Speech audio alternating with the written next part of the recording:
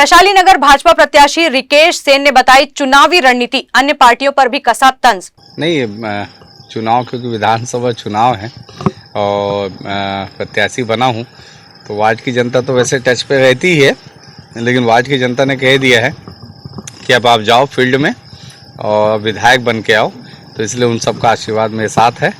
तो अब इस मैदान में चुनाव के में आ चुके हम लोग। नहीं, योगेश तो छोटा भाई है और क्रांति सेना कोई भी हो, कोई भी पार्टी अगर चुनाव लड़ती है तो उनका लोकतांत्रिक अधिकार है, चुनाव लड़ने का सबका अधिकार है।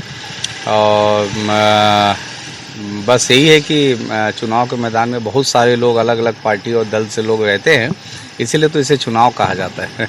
नहीं, बता देना जन्म कहाँ हुआ है, मुकेश भाई बता दो जन्म कहाँ हुआ है आपका, और आपकी कर्म भूमि कहाँ है ये भी बता दो, क्योंकि मेरा जन्मभूमि तो कैंप वन जलेबी चौक वैशाली नगर विधानसभा है। कर्म भूमि अलग अलग वार्डों से जीता हूँ, तो मुकेश भाई भी बता दे कि कहाँ से वो उनकी जन्मभूमि है और कहाँ उनकी कर्म भूमि है, वो बता दे।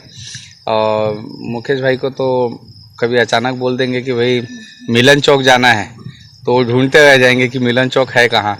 तो हम लोग का जीवन तो यही बीता है, इसलिए जो प्रत्याशी यहाँ के नहीं है तो नहीं है। व्यक्ति अच्छे हो सकते हैं लेकिन प्रत्याशी अच्छे नहीं है, क्योंकि यहाँ के स्थानीय नहीं है। वायरल क्या कर रहे हैं? मैंने वायरल किया है, मैंने अपने फेसबुक आईडी पे डाला है क्या भाई हम चुनाव लड़ रहे हैं और दोनों प्रत्याशियों की मुलाकात कभी भी आमने सामने हो जाता है कहीं ना कहीं। जैसे हम जब कोई राजनीतिक मंच मिलता है, कभी कभी कोई सामाजिक मंच मिलता है, मान लो हम साहू समाज के सम्मेलन में गए तो वहाँ कांग्रेस का भी व्यक्ति आता है, बीजेपी का भी व्यक्ति आता है, तो आमना सामना होता है, दुआ सलाम होता है, हाथ मिलाता है। अब वो प्रत्याशी है तो मैं मुंह मोड़ के चले जाऊँ तो ऐसा तो नहीं है। एक ही शहर है, चुनाव तो चुनाव तक ही है, फिर उसके बाद एक ही शहर है, तो ये एक दूसरे से मेल मिलाप सौहार्द वातावरण में हम चुनाव लड़ रहे हैं। तो रिजल्ट जनता के पक्ष, जनता जो है चुनेगी, उनको मालूम है जनता को कि कमल पे बटन दबाना है।